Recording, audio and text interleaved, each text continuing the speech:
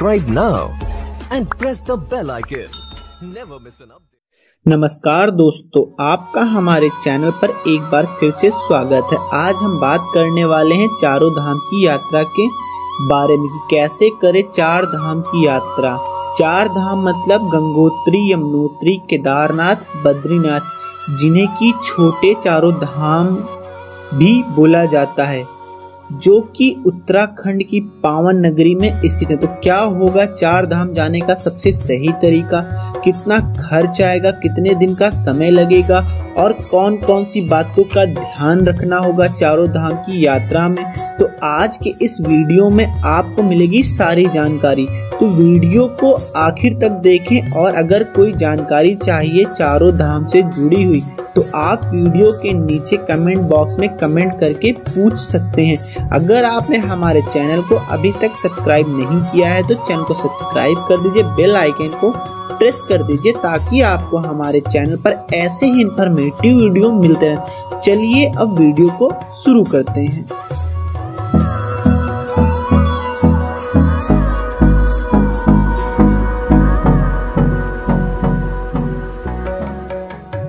उत्तराखंड के चारों धाम हिंदू धर्म के हिमालय पर्वत में स्थित पवित्र तीर्थ में से एक है। यह भारत के उत्तराखंड राज्य में गढ़वाल मंडल के उत्तरकाशी, रुद्रप्रयाग, चमोली जिले में स्थित है, जो कि केदारनाथ, बद्रीनाथ, गंगोत्री, यमुनोत्री और इनमें से बद्रीनाथ धाम भारत के चार धाम का उत्तरी धाम है।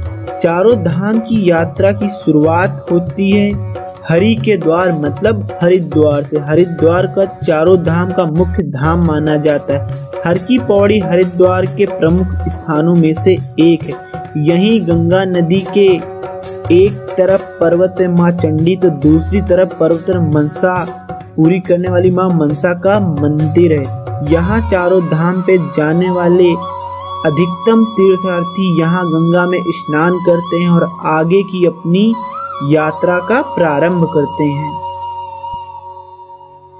चारों धाम की यात्रा का सबसे पहला पड़ाव होता है यमुनोत्री।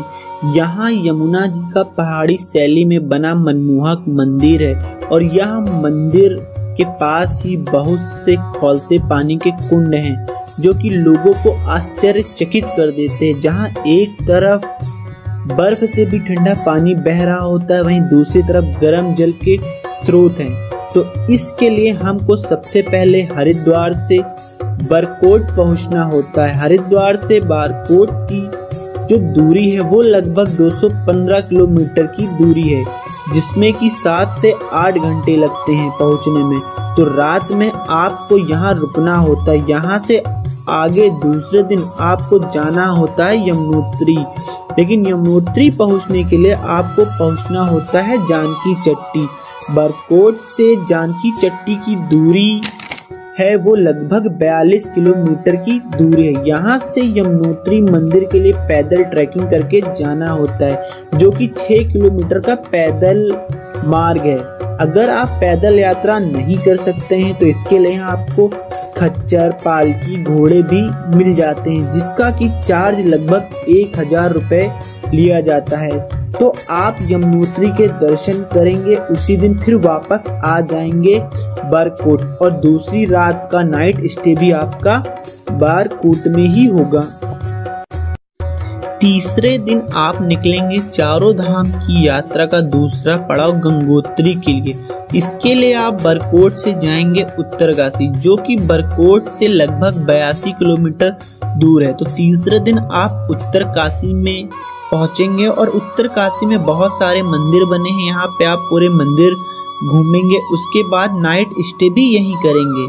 फिर उसके बाद चौथे दिन आप सुबह सुबह उठ के गंगोत्री के दर्शन करने जाएंगे। दर्शन करने के बाद आप फिर से उत्तरकाशी वापस आ जाएंगे और फिर से आप चौथी रात भी उत्तरकाशी में ही बिताएंगे। चारों धाम यात्रा का तीसरा पड़ाव होता है केदारनाथ धाम का।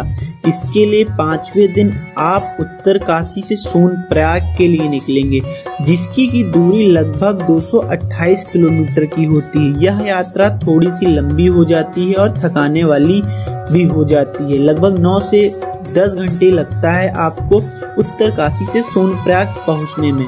तो आप शाम तक सोनप्रयाग पहुंच जाएंगे और नाइट स्टे सोनप्रयाग में ही कर लेंगे। छठे दिन आप सुबह सुबह उठ के सोनप्रयाग से गौरीकुंड जाएंगे। गौरीकुंड के लिए आपको कोई टैक्सी वगैरह मिल जाती है, सुमो सफारी 30 रुपए लेती है और आपको गौरीकुंड तक छोड़ देती है। गौरीकुंड के बाद 16 किलोमीटर की यात्रा पैदल है केदारनाथ धाम जाने के लिए। इसके अलावा अगर आप पैदल नहीं जा सकते हैं तो केदारनाथ धाम में आपको खच्चर पालकी वगैरह भी मिल जाएंगे, लेकिन इसके लिए आपको 4 से 5 हजार रुपए तक देने पड़ सकते हैं। तो आप शाम तक केदारनाथ धाम पहुंच जाएंगे। तो शाम को जब आप यात्रा करें तो इस हिसाब से करें कि 6 बजे के पहले केदारनाथ धाम पहुंच जाएं, क्योंकि 6 बजे वहां पे आरती होती है। तो 6 बजे की आरती में भी आप सम्मिलित हो सकते हैं। तो 6 बजे पहुंचने के बाद आप आरती में सम्मिलित हो जाइए और एक नाइट स्टे केदारनाथ में भी करना पड़ेगा आपको। तो नाइट स्टे केदारनाथ में कर लीजिए। उसके बाद दूसरे दिन आप सुबह सुबह उठेंगे, एक बार फिर से मंदिर के अंदर जाके आपको केदारनाथ धाम के दर्शन होंगे, क्योंकि शाम के जो दर्शन होते हैं केदारनाथ मंदिर के वो बाहर से होते हैं और जो सुबह के दर्शन होते हैं वो मंदिर के अंदर जाके होते हैं। तो सुबह सुबह आप केदारनाथ धाम के दर्शन करिए और वापस फिर शाम तक गौरीकुंड आ जाएंगे और फिर आपको रात में गौरीकुंड में ही स्टे करना पड़ेगा। तो 5वें दिन का जो नाइट स्टे होगा आपका वो सोनप्रयाग में होगा और जो 6ठे दिन का नाइट स्टे होगा वो आपका केदारनाथ धाम में होगा और 7वें दिन का जो नाइट स्टे होगा वो फिर से एक बार सोनप्रयाग में होगा। 8वें दिन आप निकलेंगे सोनप्रयाग से बद्रीनाथ के लिए। तो सोनप्रयाग से बद्रीनाथ की जो दूरी है वो लगभग 273 किलोमीटर की है। तो इस मार्ग में भी आपको 8 से 9 घंटे लगने वाला है और आप सोनप्रयाग से बद्रीनाथ शाम तक पहुंच जाएंगे। शाम को आप बद्रीनाथ धाम पहुंचे और आराम से दर्शन करिए और यहीं पे रूम लेके फिर से 8वें रात का जो नाइट स्टे है आपको बद्रीनाथ में ही करना पड़ेगा। 9वें दिन आप सुबह सुबह उठेंगे, बद्रीनाथ के दर्शन करेंगे और फिर अगर आप चाहते हैं वापसी में 9वें दिन तो आप सीधे हरिद्वार भी आ सकते हैं या फिर रास्ते में कोई एक स्टे लेते हुए 10वें दिन भी हरिद्वार आ सकते हैं। तो भक्तों, चारों धाम की यात्रा में जो आपको टाइम लगने वाला है वो 9 से 10 दिन का टाइम लगेगा और आपके चारों धाम की यात्रा कंप्लीट हो जाएगी। तो ये तो प्लान हो गया यात्रा का। बात कर लेते हैं कैसे करें और कितना खर्च आएगा टोटल 4 धाम की यात्रा पे। अगर आप अकेले चारों धाम की यात्रा करना चाहते हैं तो थोड़ा सा महंगी पड़ सकती है, क्योंकि 5,000 रुपए के आसपास का आपका कन्वेंस का खर्चा आ जाएगा लोकल ट्रांसपोर्ट मिला के। इसके अलावा जो रूम का खर्चा आएगा वो 8 से 10 हजार रुपए आने वाला है, क्योंकि 800 से 1000 रुपए में आपको रूम मिलेगा पर नाइट का। तो 10 से 8 हजार रुपए हो जाएगा। इसके अलावा जो खाने पे खर्च होता है तो 400 से 500 रुपए पर डे आप पे खर्च होगा, तो इसका भी खर्चा आप 4,000 रुपए हो जाएगा। तो कहने का मतलब है अगर आप अकेले यात्रा करते हैं तो 20 से 22 हजार रुपए आपको लगने वाला है। इसके अलावा अगर आप अपनी कार से चारों धाम की यात्रा करना चाहते हैं तो आप अपनी कार लेके भी चारों धाम जा सकते हैं, लेकिन इसके लिए आपको पहाड़ी क्षेत्र में गाड़ी चलाना काफी अच्छे से आता, क्योंकि रास्ता बहुत ही दुर्गम होता है पहाड़ी क्षेत्रों का। अगर आप अच्छे से गाड़ी ड्राइव नहीं कर सकते हैं पहाड़ी क्षेत्रों में तो इसके लिए आपको हरिद्वार से ड्राइवर मिल जाएगा। हरिद्वार में ड्राइवर जो आपको मिलेगा वो 500 से 700 रुपए आपको चार्ज करेगा। ट्रेवल एजेंसी वाले आपको ड्राइवर प्रोवाइड करवा देते हैं और आप ड्राइवर लेके भी अपनी कार के साथ चारों धाम की यात्रा कर सकते हैं। लेकिन सबसे सही तरीका यह है कि आप यहाँ से हरिद्वार पहुँच जाएं और जब भी चारों धाम की यात्रा करें तो कम से कम ग्रुप में 4 लोग मिल के यात्रा करें। इससे आपका जो बजट होगा वो भी काफी कम हो जाएगा और आपको चारों धाम की यात्रा करने में काफी आसानी भी होगी। तो आप 4 लोग के ग्रुप में जाते हैं तो सबसे पहले आप हरिद्वार या ऋषिकेश पहुंच जाइए और वहां से प्राइवेट टैक्सी कर लीजिए। अगर आप 5 सीटर प्राइवेट टैक्सी करते हैं तो 2800 से 3000 रुपये में आपको पर डे के हिसाब से टैक्सी मिल जाती है। तो अगर आप 10 दिन के लिए टैक्सी करते हैं 3000 रुपये से भी, तो 30,000 रुपये आपका हो जाता है टैक्सी के लिए। हम 10 दिन का मान के चल रहे हैं चारों धाम की यात्रा के लिए। इसके अलावा 10 दिन का जो आपका नाइट स्टे होने वाला है, तो 800 से 1000 रुपये में आपको 2 बेड का रूम मिल जाएगा, जिसमें कि आराम से 4 लोग नाइट स्टे कर सकते हैं। तो 10 दिन का जो नाइट स्टे का खर्चा आने वाला है आपका, वो 10,000 रुपये आने वाला है। तो मतलब गाड़ी का खर्चा हो गया आपका 30,000 रुपये और 10,000 रुपये हो गया आपका नाइट स्टे का खर्चा। इसके अलावा हम बात कर लेते हैं खाने पीने का खर्चा। तो 4 लोग में पर डे का जो खाने का खर्चा आने वाला है वो लगभग 1500 रुपये आने वाला है। तो जो खाने पे खर्च होने वाला है 10 दिन तक, वो आपका हो जाता है 15,000 रुपये। तो अगर हम इसको टोटल कर देते हैं तो 30,000 रुपये आपका कन्वेंस का चार्ज आएगा, 15,000 रुपये आपका खाने पे खर्च होगा और 10,000 रुपये आपका नाइट स्टे के लिए खर्च होगा। तो टोटल खर्च जो होता है 4 लोगों में लगभग 55,000 रुपये का होता है।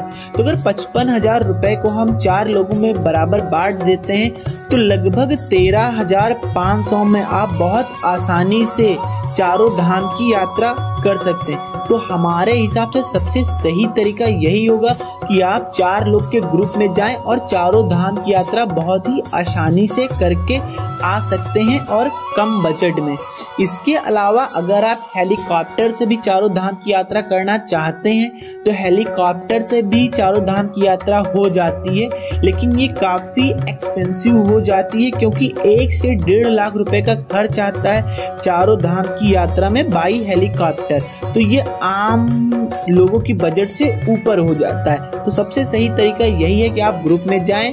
और अगर आप चारों धाम की यात्रा टूर पैकेज बुक करके करना चाहते हैं तो आप किसी भी कंपनी से टूर पैकेज बुक करके भी चारों धाम की यात्रा कर सकते हैं। तो जो कंपनियां टूर पैकेज आपको अवेलेबल कराती हैं उनका स्टार्टिंग प्राइस जो होता है चारों धाम का, वो 30,000 रुपये से स्टार्ट होता है और 1.5 लाख रुपए तक जाता है। ये आपको अपने हिसाब से बजट देखना है कि आपको कितने रुपए में चारों धाम की यात्रा करना है। जो 30,000 से 35,000 में बजट होता है उसमें बस के द्वारा आपको यात्रा कराई जाती है, और जो आपको 1.5 लाख रुपए का बजट दिया जाता है उसमें आपको हेलीकॉप्टर के द्वारा यात्रा कराई जाती है। तो आप किसी भी टूर एंड कंपनी से भी अपना चारों धाम यात्रा का टूर पैकेज बुक कर सकते हैं। तो भक्तों, कौन कौन इस साल चारों धाम की यात्रा करना चाहता है कमेंट सेक्शन में बताएं जरूर। तो अगर आप चारों धाम की यात्रा करना चाहते हैं तो चारों धाम की यात्रा पे जाने से पहले कुछ जरूरी चीजों का ध्यान रखें। चारों धाम की जो यात्रा होती है वो अप्रैल मई से शुरू होकर नवंबर की शुरुआत तक चलती है, मतलब सिर्फ 6 महीने ही चारों धाम की यात्रा होती है।